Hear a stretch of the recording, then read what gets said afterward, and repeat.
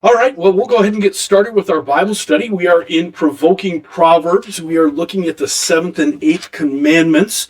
Again, as we've walked through a very, very different approach to Bible study, we're just spending a little bit more time meditating, reading the Proverbs, and kind of picking out some important ones, as opposed to other Bible studies where we tend to have you read during the week, and then we kind of dig in a little bit deeper. So, seventh commandment, you shall not steal. What does this mean? We should fear and love God so that we do not take our neighbor's money or possessions or get them in any dishonest way, but help to improve and protect his possession and income.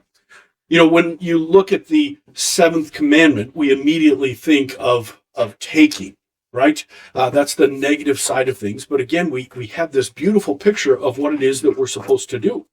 If your neighbor loses something, you're supposed to be the one going out and helping your neighbor regain that which was lost, because your job isn't just to not steal, but to protect his income and his possessions. So when we look at that, the Proverbs are going to walk us through how we can continue to do that in effective and consistent ways. Things that we regularly say in our everyday life, so that we remember these things that we're supposed to do. Now, again, just to reiterate, when we get to the provoking Proverbs, does anybody like to be provoked? No. Noah, who can provoke you better than just about anybody else? Yeah, your brother, Jonah, right? That's what God's word does. So again, we're looking at law, which is why it's paired up perfectly with those 10 commandments in Dr. Coe's book. So we want to make sure that as we do this, that this isn't, our evangelical world use of Proverbs. If you do everything right, this is your 10 steps to the happy, healthy, financially wealthy life kind of thing. No, this is just what God's people do. Right? We can't help but do good works. So when we look at that, we're going to spend a little time looking at, if you lay down with dogs, you're going to wake up with fleas, right? So would somebody read the Proverbs there for our study to get going? Don, thank you, sir. You knew it was coming. Predetermined. Hear, my son, your father's instruction, and forsake not your mother's teaching, for they are a graceful garland for your head and pendants for your neck. My son, if sinners entice you, do not consent. If they say, come with us, let us lie in wait for blood. Let us ambush the innocent without reason. Like Sheol, let us swallow them alive and whole, like those who go down to the pit. We shall find all precious goods. We shall fill our houses with plunder. Throw in your lot among us. We will have one purse. My son, do not walk in the way with them. Hold back your foot from their paths. For their feet run to evil, and they make haste to shed blood.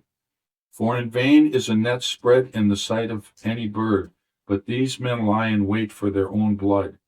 They set an ambush for their own lives. Such are the ways of everyone who is greedy for unjust gain. It takes away the life of its possessors. The partner of a thief hates his own life. He hears the curse, but discloses nothing. All right, what stands out to you in those Proverbs?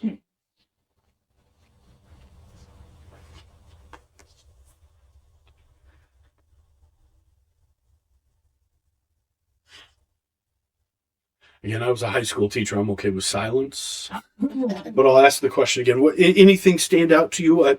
Again, that father passing on wisdom to his son is this example of wisdom.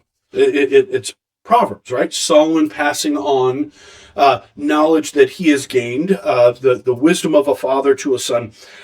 Do not walk in the way with them. Who's the them? Sinners. Yeah, sinners. More specifically here, it's those who... Thieves. Unjust gain, right? Instead, what do we tell our kids? If you want to make money, work hard, be employable, right? Just last week, I know the video didn't actually record, but we talked about employable skills even, right? Rather than just sitting and waiting for somebody to tell you, we start telling our kids, like, you should be actively looking what things can be done, right? We tell our students here at Emmanuel, when we say pick up trash and they say, oh, but it's not mine. It's not mine either, but this is our place. We take care of our things, which means we pick up trash. We take care of things. We use them the way that they're supposed to. This is that fatherly wisdom saying, if you want to have money, the remedy is not find the right profession. The remedy is not find a get-rich-quick pyramid scheme, right? No, the remedy is work hard. Do that which is good and right. Because everybody who's not doing things that way, they make haste to shed blood. This is talk about extremes that Proverbs kind of sets out, right? Work hard or kill a bunch of people and get their money. There's no in between for the Proverbs, right? And yet, when we see it in that paradoxical picture, like it really is, because those who just want to get more have no problem stepping on. Now, they might not be literally decapitating people or anything like that, but they'll do anything to step over in order to get gain. Their goal is not relational living, community living. It's selfish, right? It's a problem we all face, right? That selfish pull in each and every one of us. Any other big things there that you... Yeah, guilt John. by association. By association, right? Like, so if you are a partner of a thief and do nothing, it's just as like you're doing it. So yeah, we usually, when we talk about that guilt by association, or the apple doesn't fall far from a tree, those kinds of things, those are proverbial sayings. But we often cite a proverb that's actually not in Proverbs, right? Anybody know what it is? A rotten apple will spoil the whole. oh, Yeah. Bad company corrupts good character. Anybody know where that's actually from? Sue Gable's not in here. She would know. Yeah. It's 1 Corinthians chapter 15. It's the resurrection chapter. If you're not about the resurrection, bad company is going to corrupt good character. We want to hang out in the tomb, right? Because we know that Jesus died, but he is not there anymore. Right? It's just a beautiful picture. But we use that same way, right? Bad company corrupts that good character. And so guilt by association, that's a big deal. Yeah. What is that last one? The interesting word discloses nothing. I don't quite get that. I mean, he hears it first, but discloses nothing. I mean, why the word disclose there? Not really sure on why the word disclose, but really the push is again the right thing isn't actually even set up. It's just furthering what the first statement said. So a partner of a thief hates his own life. Would you say a thief actually hates his own life? Probably not. He probably loves his life. He just wants to make sure he gets away with it. Well, I get that next part. He hears a curse. Down deep, you know you're wrong, and it's not going to end well. Right. I just was curious about the translation of the word Yeah. disclose. Doesn't seem to fit our understanding of the word disclose. Yeah, he's going to cover up. He's going to hide anything, right? We probably maybe expect more a cover up kind of thing there, but that's still the same push that's being there. It's going to cover anything up to be able to get away with it, which really he does hate his own life, which is why he kills, steals, destroys whatever he can. Yeah. All right. So now we're going to start talking more specifically money in the book of Proverbs. Money isn't everything. It's the only... Oh, wait, no, that's not what it means. Money isn't everything. And so would somebody be willing to read those Proverbs? It does not go on to the other page. Thanks, Maggie. Grandma. Riches do not profit in the day of wrath, but righteousness delivers from death. When the wicked dies, his hope will perish, and the expectation of wealth perishes too. Whoever trusts in his riches will fall, but the righteous will flourish like a green leaf. One pretends to be rich, yet has nothing. Another pretends to be poor, yet has great wealth. Better is a little with the fear of the Lord than great treasure and trouble with it. Better is a dinner of herbs where love is than a fattened ox and hatred with it. Better is a little with righteousness than great revenues with injustice. It's better to be of a lowly spirit with the poor than to divide the spoil with the proud. Better is a poor person who walks in his integrity than one who is crooked in speech and is a fool. It is not fitting for a fool to live in luxury, much less for a slave to rule over princes. What is desired in a man is steadfast love, and a poor man is better than a liar. Bread gained by deceit is sweet to a man, but afterward his mouth will be full of gravel. A good name is to be chosen rather than great riches, and favor is better than silver or gold. Better is a poor man who walks in his integrity than a rich man who is crooked in his ways.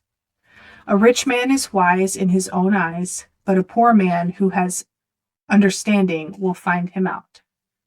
All right. Any proverb stand out to you? Yeah, Don. It's not one of the Proverbs. It's just that as I'm reading this, they're not saying you shouldn't be rich. Yeah, absolutely not. They're not saying you shouldn't be rich. It's just don't be rich and a fool or proud or. Yeah, well, there's always that connotation that, and people will even use the words of Jesus. Like, he talks about how difficult it is for a rich man to get into heaven. He doesn't say a rich man cannot get into heaven, right? What are the dangers with it? And that's really what Proverbs. You're a fool. You go under. You lose your integrity in order to gain because you think you want more. The desires of man's heart are never going to be extinguished. Right? I love, we all think we deserve a certain amount, a certain standard, right? There's no limit to what we think we deserve, right? That's the danger, because then we start trusting in that stuff as opposed to so then should be better being poor if you're going to act like a jerk. Well, we'll actually get there. There's a proverb that, well, even to have a little. I think we had it in this one. I'm not seeing it quickly.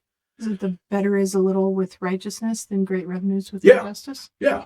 So again, the picture isn't how much we have, and as Americans, let's be honest, we often get that mixed up. We get stuck on getting and having and all kinds of things. Just look at in the last 50 to 80 years, what's the average size of our homes? Mm-hmm. It's like tripled in square footage wise. Like that expectation has just grown, right? Everybody has to have their own room. It's not how everybody grew up, right? We half of the room, at least, we will say, we think they're kind of okay. The other half, like what we think we need, and how quickly we can kind of, give way to that. Any other proverbs or comments that? I love that one. It is the 2-line one that's there. Proverbs 15. Better is dinner of herbs where love is than fattened oxen and hatred with it. What is that? Shout out to the vegetarians. Yeah.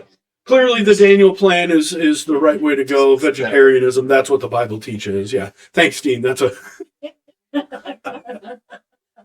What are bitter herbs, real quick? What were they used for in the Old Testament? Have you ever been a part of a Seder dinner? Yes. What do you eat bitter herbs as an example of? The tears. Slavery. The salt water that you dip it in, that's the tears. Suffering, oppression. That's what bitter herb. Like. And so what do we use usually? We use parsley. Like, anybody like parsley? Yeah, not so much. It flavors things, but by itself, it's just bitter. Cilantro. Anybody like cilantro? Oh, love cilantro. Would you eat just a handful of cilantro? Oh my gosh, I think I would gag just thinking about it. Like, it's just too overpowered. Like that's the reality. It would be better to have oppression where you have love than it is with a fat oxen and hatred with it. Like, which is really more important. And we know these things. It's better to be surrounded by family than to have a big fancy dinner, right? Happy Mother's Day, right? The reality is we know the things that are most important, right? And how quickly we kind of switch those things from time to time, or maybe get them out of perspective because we think that's what either communicates that or gives that. Just interesting to me. Anybody else before we jump to the next section? All right. Somebody willing to read our next section? We've got another day, another dollar. Guess what you are going to do all the days of your life? Work. Yeah. Yeah. I shared I had a second grade teacher, music teacher, organist, now deaconess. And she was adamant, like, very, very clearly, like, retirement is of the devil, right? And it's not retirement that's bad. It's this notion of God wants me to finally arrive and put up my feet and do nothing.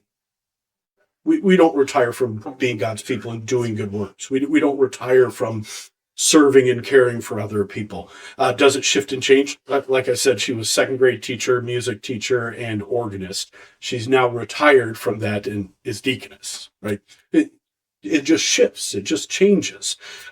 Doesn't mean that you can't retire. It just means you don't stop serving and doing the things that God calls. I think of Rebecca, because you're here, right? You're here. You're continuing to do women in ministry, continuing to support and do mission work, right? It doesn't just stop when we decide, right? So another day, another dollar. Who's going to read those ones? Thanks, John. Treasures gained by wickedness do not profit, but righteousness delivers from death. A slack hand causes poverty, but the hand of the diligent makes rich. The wage of the righteous leads to life, the gain of the wicked to sin. Whoever heeds instruction is on the path to life, but he who rejects reproof leads others astray. The wicked earns deceptive wages, but one who sows righteousness gets a sure reward. Whoever is slothful will not roast his game, but the diligent man will get precious wealth. Wealth gained hastily will dwindle, but whoever gathers little by little will increase it. The crown of the wise is their wealth, but the folly of fools brings folly. Whoever is greedy for unjust gains troubles his own household, but he who hates bribes will live. A just balance and scales are the Lord's. All the weights in the bag are his work. A bribe is like a magic stone in the eyes of the one who gives it. Wherever he turns, he prospers. The wicked accepts a bribe in secret to pervert the ways of justice. To impose a fine on a righteous man is not good, nor to strike the noble for their uprightness. Unequal weights and unequal measures are both alike an abomination to the Lord. An inheritance gained hastily in the beginning will not be blessed in the end. Unequal weights are an abomination to the Lord, and false scales are not good. The getting of treasures by a lying tongue is a fleeting vapor and a snare of death. A gift in secret averts anger, and a concealed bribe strong wrath. Do not toil to acquire wealth. Be discerning enough to desist. When your eyes light on it, it is gone, for suddenly it sprouts wings, flying like an eagle towards heaven. A faithful man will abound with blessings, but whoever hastens to be rich will not go unpunished. To show partiality is not good, but for a piece of bread a man will do wrong. A stingy man hastens after wealth and does not know that property will come upon him. A greedy man stirs up strife, but the one who trusts in the Lord will be enriched. All right. What proverbs kind of stand out or questions do you have?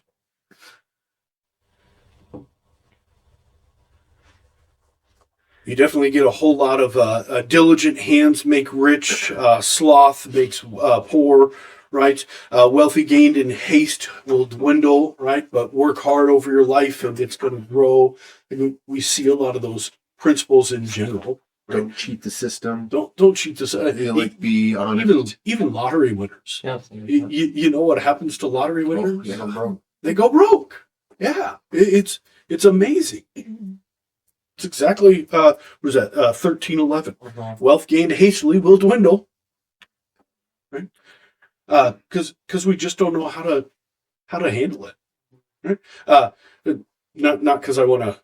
Well, I do want to shout out, but Craig Turp from LCMS Foundation is here. He's working through some estate planning with families. One of the things, just because I know Rachel and I have worked with Craig in our estate planning, like my kids are here, so like welcome to life. Like I don't want them to get a big estate from Rachel and I. Why? Because one, it's going to throw them into a completely different tax bracket. It's going to become a burden as opposed to a blessing. And so knowing those things, working with Craig, we can set up different things. They are going to get a big inheritance, but I shouldn't say big, like, $15,000. That's really big in my eyes, right? But it'll be paid out over time, right? So that it's not a big burden. It's just a continual blessing, right? One of the things that Rachel and I love to do is give to the church. Where is that money going to go? It's going to go into an endowment so that the churches that we've served they're still going to see our offerings long after we're gone, right? How cool is that? Because that's something that we like. So when we look at this, we've worked really hard all throughout our lives, or we are working really hard all throughout our lives. We've planned so many different things. We've budgeted, we've prepared, we've worked hard. It's not just like Emmanuel. We've worked really hard. We raised almost $3 million. We're stepping into a building. If you haven't gone around the backside, like part of it's up. Like this is really exciting. That's not the end goal. Like it's just a step in that plan. And we've continued to do that hard work, and we're going to continue to do that hard work well after. We're going to pay off that debt quickly and get right back out of debt because that's what we want to do so we can continue to do the work that God has called us to. This diligent work that we do, it's not as if we ever arrive. Right? It just shifts. It becomes a new focus. And since we've done all of that work, we see God's faithfulness abound. Does that mean we're successful in everything we do? No, not even in the least, right? But again, we can lay our heads down and go, but we did what was good and right. Right? Or when we fail, we can say, Lord, forgive me. Right? We know He's going to. Any other big things kind of stand out to you here? And yeah, he mentions a lot about bribes, which indicates that the government back then was really bad, and we always hear about tax collectors and so on. But yeah, thankfully, we're so enlightened in America. We don't have any bribery or bad government or none of that stuff in our world today. It's good to be enlightened Americans. Yeah, irony is true. And what else does Solomon say? I mean, again, Solomon doesn't necessarily write all of Proverbs. He collects it. He does write some. But in Ecclesiastes, what does he say? There's nothing new under the sun. we still have bad government. We still have sinners that are in elected offices. This last week we had National Day of Prayer, and I got the wonderful opportunity to pray for elected leaders. In a world that is so politically divided, what a great opportunity to remember what prayer is. Like if somebody is really angry with someone else, pastors are consistently going to say, look, you need to pray for so-and-so, right? Pray for them by name. Pray that, yes, maybe that they would confess their sin, but God would still be with them, right? Because it's not appropriate that we want somebody to, not be in heaven, right? The alternative is not okay by us, right? It softens our heart. How often are we praying for those leaders that we like or leaders that we don't like? And it shouldn't matter. It's like the children's messages. Yeah, absolutely. What a great opportunity to just be a reminder. Like when I'm working with a family reconciling after infidelity or some break of mistrust, right? Uh, that's the first thing we go to is you need to pray for that person by name, and not just the person that you care about, but the person that you are angry as all heck at, because that's how we're going to get rid of that hurt, that anger, that bitterness, right? Don't let any root of bitterness lay there. And so, praying for that's a beautiful. So again, this picture of a broken government. Oh, if only God's people would pray, humble themselves, and do these things. That's our job, our role, right? We get to uplift and hold them in that. Uh, and again, we're not going to hold out bribes as if, oh, someday somebody's going to come in and say, Pastor, you're just so great. I'm going to give you $100 million. You can do a little bit for the church, but the rest is going to go to you. Okay, we don't hold out hope for that. But I mean, as a pastor, I've had plenty of people come in. I remember my church in Indiana. I had one guy come in. I'm one of the biggest givers. That's great. I don't care. Either what we're doing is good and right, or it's not. It has no weight on how much you give to the church. And as soon as you start saying, because I give this much, I should get that, as a pastor, I have to fight against that. It's just not at all what we do. It's a bribe. We don't hold hope in those things. There are plenty of people who do, right? Pay to play. We have these phrases to be able to direct us. So, yeah, thanks for pointing that out, Chief. A greedy man stirs up strife, but the one who trusts in the Lord will be enriched. Beautiful reminder. The next group is really looking at this hard reality, because we have a lot of people who think they hate work. Work is bad. They come into a really difficult reality when they read the Bible, right? Because they read Genesis chapter 1, where God creates the heavens and the earth, right? It was formless and void, and God said, let there be light, and there was light, and there was morning, and there was evening, and there was morning the first day. And then God said, and then God said, and then God said. And then they read in chapter 2 that God made Adam and Eve, and Eve comes from the side of Adam, and then they realize, oh no, Adam had a job. In Genesis chapter 2. What was Adam's job? Name the animals. That was a task. His job is husbandry. It's a gardening term. Provide and protect all that God had made. That included Eve. That included the animals. That included the garden. Work is good. Work is not bad. When we think work is bad, it's a product not of work being bad, but of Genesis chapter 3, right? So we have this reminder: we eat to live, not live to eat, right? This work that we do, it's what God created us to do. We should be able to find satisfaction and enjoyment and blessing in the work that God calls us to. When we don't find that, the problem is not in the job. The problem is in what? Me. Yeah. Right? That's what we have to start understanding. When people complain about work and complain about all the problem might be sin, but we have a plan for what we do with sin. We confess it and we forgive it. It's not that work is bad. And so we do need to balance a little bit of this push of retirement. That's the real life that we want to have. Work is good. Work is a blessing. Work is from the Lord, right? So we really got to be careful in making that out to not be what God intended. Somebody read the Proverbs there under Eat to Live. Yeah. Thanks, Jim. The righteous has enough to satisfy his appetite, but the belly of the wicked suffers want. Whoever loves pleasure will be a poor man. He who loves wine and oil will not be rich.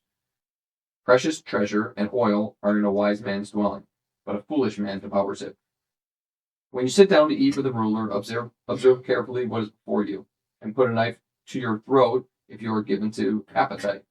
Do not desire his delicacies, for they are deceptive food. Do not eat the bread of a man who is stingy. Do not desire his delicacies, for he is like one who is inwardly calculating. Eat and drink, he says to you, but his heart is not with you. You will vomit up the morsels that you have eaten and waste your pleasant words. Hear, my son, and be wise, and direct your heart in the way. Be not among drunkards or among gluttonous eaters of meat, for the drunkard and the glutton will come to poverty, and slumber will clothe them with rags. If you have found honey, eat only enough for you, lest you will have your fill of it and vomit it. Two things I ask of you: deny them not to me before I die. Remove far from me falsehood and lying. Give me neither poverty nor riches. Feed me with the food that is needful for me, lest I be full and deny you and say, who is the Lord? Or lest I be poor and steal and profane the name of my God. All right. Anything stand out to you in those Proverbs? I like the extremism of some of these. Like, you go from some that are just very nice, and then you go from, put a knife to your throat, the vomit, the honey and vomit. I mean, it's just like extremism. Yeah, which is great for Hebrew poetry. Right? Yeah. You get these complete opposite ends, and definitely emphasize on the ends, Mhm. right? Any other thoughts or comments? Any favorite? Yeah, Craig. The second one, whoever loves pleasure will be a poor man. He who loves wine and oil will not be rich. It's kind of a needs and wants conversation. Yeah. And how often do we get sucked into the wants of the world versus really what we need? Yeah, I don't know if it's still in Financial Peace University, but early on in FPU, there Dave Ramsey was talking to a guy, and he's like, "What happened to all my retirement? What happened to all this?" And then he realized they went out to eat all the time. He's like, "I ate it, I drank it." Oh my goodness, that's exactly what the proverb says, right? You love wine, it costs money. It's gonna drain your account. They go hand in hand. So again, putting things in proper place. Is wealth a bad thing? No. Is it what we chase after? Absolutely not. It becomes a bad thing. Food and drink, is it a bad thing? No. When it becomes our idol, we chase after it. Man, how quickly it does. Mhm. Yeah. Well, then the one right after that, precious treasure and oil are in a wise man's dwelling. It doesn't say it's a bad thing, but a foolish man devours it. Yeah. Not to the extent where Right. exhaust every bit of it, right? Yeah. I just focus on the first one. Righteous has enough to satisfy his appetite. My belly has never been in want. Oh wait, no, that's not what it says. Yeah. I really like the last one. I mean, not a new one to some people, but it's just this. It's been a for my life and my kids. Like, hey, I don't want to starve. I don't want to see anybody, my family, in need. But back to the lottery example, like, I want so much I can't handle it. Yeah. Give me that sweet spot. I don't know if my character could handle that. Like just being fair, being honest, right? Because I'd love to say, oh, well, that building would be paid for. Mhm. Would it though? Like that number has to be bigger and bigger in order for that to actually, because I know my sinful heart. I'm like, oh, I'd set up college funds. It's fun to think, and yet, like, it only exemplifies your character. Again, money is not moral; it's amoral. Your character is going to do what your character is going to do with an amoral thing, right? Technology, we talked already. Technology can be a really bad thing because it reflects on our character, which is already flawed, right? The technology is not the problem. It's our character. It's those who use it. Because again, technology is not right nor wrong. It's amoral, right? That's why you can see, can technology be used for good? Of course it can. We're recording Bible study. Hopefully it works today, Lord, please. Right? Can it be used for bad? Yes. Like, talk about people picking on one another, or we're going to get into Eighth Commandment, not using Eighth Commandment and actually going and having a conversation, but putting everything publicly. Like but it's our character. that's wrong. It's our broken natures. Yeah. So yeah. In fact, Don, this is the one I was thinking of earlier when we talked about wealth. Right? Give me neither poverty nor riches. Beautiful picture. Just give me what I need. Right? That should be enough. There should be a good reminder for us to just start finding contentment. Right? And not to pick on mothers. How many Mother's Days have you had? That's why moms usually aren't like, I need all these new things. Because they're content. What do moms want on Mother's Day? Family to be together. Dandelion digger. Yeah. All right. So put your money where your mouth is. This is where the rubber meets the road, right? If we're not going to say money is our biggest thing, we should be able to see that in our everyday living. The question is, do we? The old pastoral response. You want me to find out what's important to you? Give me your checkbook. For you younger people, a checkbook is what you use to, write in order to pay bills with. Right? Look at your bank statement. Right? That's going to. My boys are back there going, checkbook. What is it? Oh. The reality is say it. We're doing the exact opposite. We're saying we at least know what a checkbook is. At least know what a I'm trying to checkbook. say there's a lot of things where I've had people say, "Do you know what this is?" And I'm like, "Yeah, I'm not that young." You are that young, but you're not that clueless. So I'm sure like a wall-mounted phone, like a Graham and Pops or a landline, and they're like, "What even is that?" And I'm like, "It's a landline." Yeah. Because you've lived life and paid attention somewhat. Yeah. All right. So put your money where your mouth is. Honor the Lord with your wealth and with the first fruits of all your produce. Then your barns will be filled with plenty, and your vats will be bursting with wine. Beware lest you say in your hearts, my power and my might of my hand have gotten me this wealth. You shall remember the Lord your God, for it is he who gives you power to get wealth, that he may confirm his covenant that he swore with your fathers, as it is to this day. Well, what is, now, do take note, one is a proverb, one is from Deuteronomy. It's the only verse that I've pulled and printed that is not from Proverbs. I want to make sure I'm pointing that out. What is the proverb making sure we understand?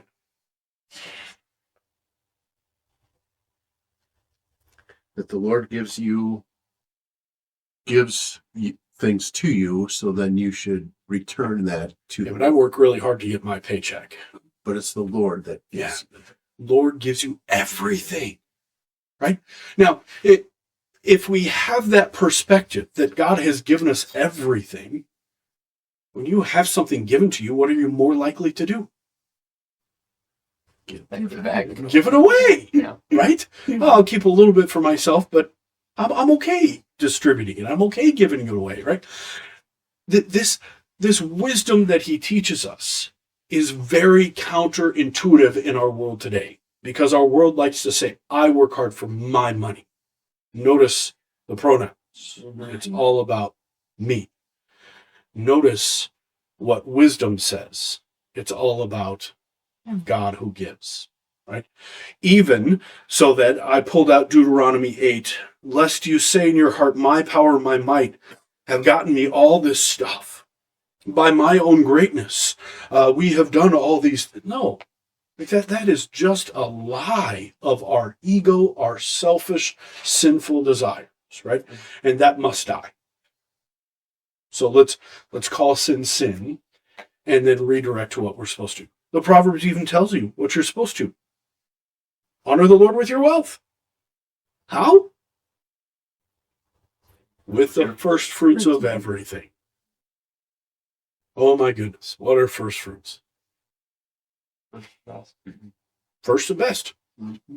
If you're not willing to give to the Lord, it's a reflection of your heart. Right? That's a big deal, right? That our church needs to hear. Because, again, we live in the wealthiest nation in the world, and the church is struggling the most that it ever has. Why? Because our hearts are not where they need to be. It's all about me and what I get. Fight it, resist it, yell at it, when you see it in the mirror. Please don't yell at other people like that. But we've got to lead in that way. Yeah, Maggie. And it's not just like it says first fruits, it's not this is what this is my income and this is what I need to live. And then if there's anything else, then that goes to this is what it is. And my first commitment is to the church. It's not if you have enough at the end, you'll let it go to the church, right? No, this is the church. More specifically, Jesus is primary, and he's going to provide all the way to the end. Right? You know that without a doubt. Does that mean you might have to say no to things that you want? Yes, you should be saying no to things that you want.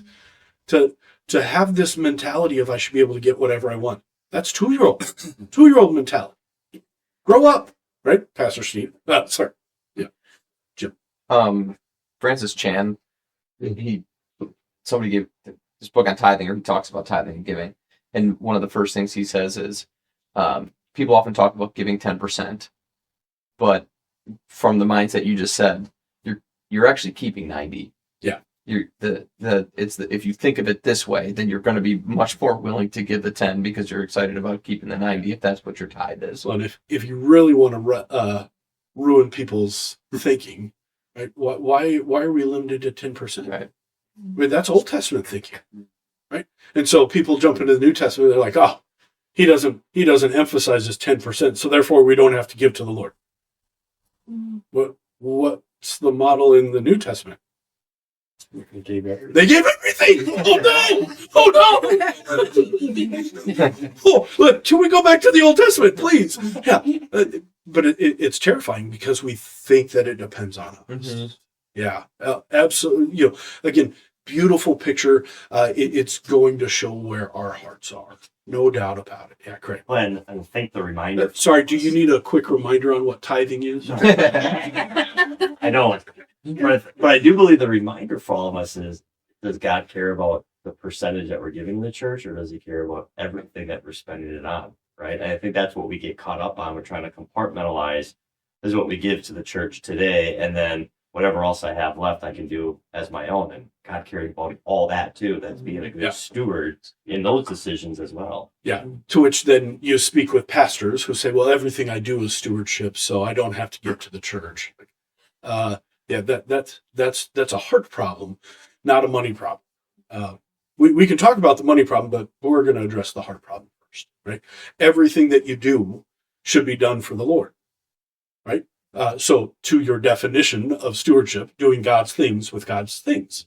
It's all God's things, right? So we want the things that we buy at the store should reflect this is God's stuff, and we are God's treasured possession. And taking care of our home and taking care of our cars and just all those things. So don't put diesel gas into a regular car. That's just foolish. Yeah.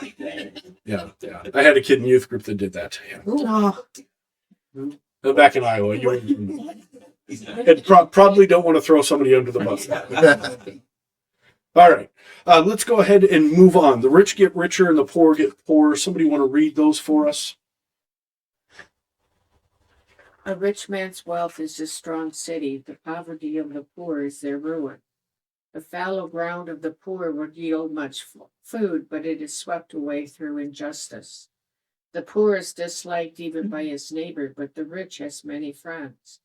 A rich man's wealth is a strong city, and like a high wall in his imagination. A man's gift makes room for him and brings him before the great. The poor use entreaties, but the rich answer roughly. Wealth brings many new friends, but a poor man is deserted by his friend. Many seek the favor of a generous man, and everyone is a friend to a man who gives gifts. All a poor man's brothers hate him. How much more do his friends go far from him? He pursues them with words, but does not have them. The rich rules over the poor, and the borrower is the slave of the lender. A poor man who oppresses the poor is a beating rain that leaves no food. All right, so it's an overwhelming push. Do people like poor people? No. Right? Now, is this God commanding to stay away from poor people? No. No, he's pointing out the hypocrisy, the brokenness of our world. Because how does Jesus respond when he comes? So the same way the Proverbs do. Give me all your tired and your poor. See, he doesn't come for the healthy, he comes for the sick, the poor, and the burdened. That's what we should be ready to do as well, right? So we're going to quickly kind of skim forward just so that we can get to the eighth commandment. What is good for the goose is good for the gander. If we're not willing to share and have the same things, maybe we're chasing after the wrong things. And we do know this reality. It is better to give than to receive. Think about Christmas time. For the Uyghurs, come Christmas time, are you going to be more excited about what Maggie's getting you, John, or what John's getting you, or are you going to be more excited about getting something for your new grandbaby? I know which one it's going to be. Like we know the blessing of being able to give, not just receive. It's not to say that receiving isn't a blessing, but we love to give good gifts. We love to be able to do those things, which again is that wisdom that we have. And then that goes, goes around comes around. We know a reality that inside this broken world, that reaping and sowing culture, or what other people will try to say in other religious terms, calling it karma, right? It does work, but it is not perfect, is it? Right? We do know Galatians 6 says a man reaps what he sows. We know Jesus teaches this, but it's not perfect, right? The example is Job, right? Only time you'll hear, I shouldn't say only time, right? Poor Job, he and I just aren't good friends. Because it points out that things don't work the way it's supposed to, right? And so in Pastor Colby's sermon this morning, we've done everything right, which, pastors are going to stand up and say, no, you haven't, right? But in the moment, we're thinking, we've done everything right. Why are we dealing with hardship? Why are we dealing with suffering or persecution? It's because we live in a broken world, right? That's why we need to know the end of the story, right? And we do, right? Victory is ours. This is just temporary stuff. Yeah. All right. So now we're going to jump into the eighth commandment. For as many of you know, this is my favorite commandment to talk about because, it just impacts everything we do. So the eighth commandment, you shall not give false testimony against your neighbor. What does this mean? We should fear and love God so that we do not tell lies about our neighbor, betray him, slander him, or hurt his reputation, but defend him, speak well of him, and explain everything in the kindest possible way. So real quick, eighth commandment, we usually put these things into two categories, slander and gossip. What is slander? Saying something that's not true. Slander would actually be something that is true, That you're telling but should not be shared. So again, think about, does Jesus know every thought that runs through your mind? If he could pull it up on TV, right here, and we're going to have Noah Henderson's thoughts all projected on TV, would God ever do that? No. No. Because we know what's in Noah's thoughts, right? He loves that. He's a pastor's kid. He might say that from time to time, but he's still a sinner, right? As good as I think Noah is, I know without a doubt there are things that he thinks that should not be public, right? God is never going to make those things. Even the Last Judgment. Why are people so terrified of the Last Judgment? Anybody have sin in your life? Sin in your past? Anything that you want to be made public? Is God ever going to make them public? Well, he's going to judge you based on what? One good work that you did. Why? Because you believe. What happened to all the sins? It's not a file cabinet that has every catalog. Why not? Because God's the only one who forgives and remembers them no more. Right? That last judgment, there's nothing there. It's nothing to be afraid of, right? For those who believe. So, slander is us sharing things that other people got wrong or did wrong that just shouldn't be shared publicly. Right? Gossip, on the other hand, is the untrue thing. But also what? Should not be shared publicly or privately for that matter, right? Which helps us then, where's the only place where we're going to have hard conversations about how Pastor Steve messed up?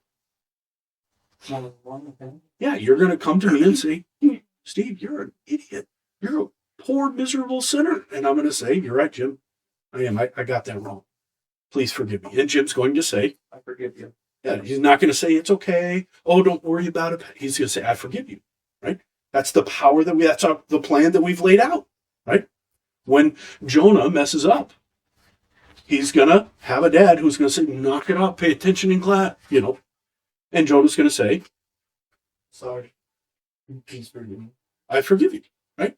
That's our plan. That's what we do. And we're going to practice it over and over and over so that we're not shocked when a Christian sins against us or when a pastor fails, right? We're going to be prepared to be able to do those things. So when it comes to using our words, what things should come out of our mouth? Well, I can tell you what does come out of our mouth. Blessings and curses. My brothers, this should not be. That's James, in case anybody's curious, right? What should be coming out of our mouth? It should just be the blessings, right? We should speak well of other people. Or, since it is Mother's Day, what did Mama teach us? If you don't have anything nice to say, shut up. Oh, wait. I love my mom. Yeah. She didn't actually say that. It's just funny. Don't say anything at all, right? That's the reality of what it is. Now, if I could challenge you this week, if we want to be wise, listen, not just to what other people say, but what you want to say. And actually think, is this something that should come out of my mouth? Now, does that mean that we all have to only, think flowers and rainbows? Where do we have those conversations where we do talk about the negative things? Because they're definitely out there. In private. In private. So you'll hear me, especially with staff here, we're going to close the door. Does that mean the door is literally closed? No, not always. Right? But again, I want you to know that we're doing this either to remove sin or to help us grow, not to make you feel bad. There's no sin that we're going to address, no wrong or imperfection that we're going to address, because making other people feel small is not what we're about at all, right? Which is why we close that door. We go away in private to reassure we're not doing it to cause hurt, because that doesn't come out of our mouth, period, right? When it does, now we have confession. So challenge you to think through that as we go through the eighth commandment here. Do you have something you were going to? Well, I was just thinking, like, if there was an acronym that we could use to help us think about what we want to think. Yeah. Like, is it true? Is it helpful? Is it important? Necessary and kind. That's what I'm kind of thinking. That was really good right off the top of your head. Right over your shoulder. Absolutely. Right. And so we consistently have those reminders. The issue is, do we always think before we speak? Right. Especially when our emotions are a little bit higher. That's when we've got to make sure we breathe, we step back and get right back into what we should. All right, so sitting in the seat of scoffers, this is a beautiful picture of what Psalm 1 is talking about. This is the sinfulness, right? The scoffer is the name of the arrogant, haughty man who acts with arrogant pride. We don't want to be the scoffer, right? And yet the scoffer is going to say, oh, well, they messed that up. Oh, they do that wrong. Or, politics is always bad. Like all of that's the wrong perspective, as opposed to what are we getting right? What are we building on? It's not to say that there isn't any things that we don't do well, good, or right. It's how can we speak the other first, right? So a lie can go around the world and back while the truth is lacing up its boots. What is that one saying? What's going to spread faster? A lie. Bad news. Hurtful stuff. I love that reminder. What do they say? For every negative thing that you hear, how many positives do you need to offset it? It's 25. It's It's like 5 to 7, right? But in reality, we know that we're just like computers. You know how computers store information? They charge it, right? Not with a credit card, but with either negative or a positive electrical charge. Which one's easier for a computer to do?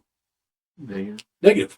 You are just like that computer. In fact, your brain is how a computer was in some way modeled, right? Which one's easier to remember in your brain? The negative. You have to work diligently, emphatically, in order to charge things the right way with the positive. It's going to take more energy. It's not going to be natural. That's what we have to do, right? So, somebody want to read those Proverbs for us? Actually, it's 10:15. We better not. So the truth will come out.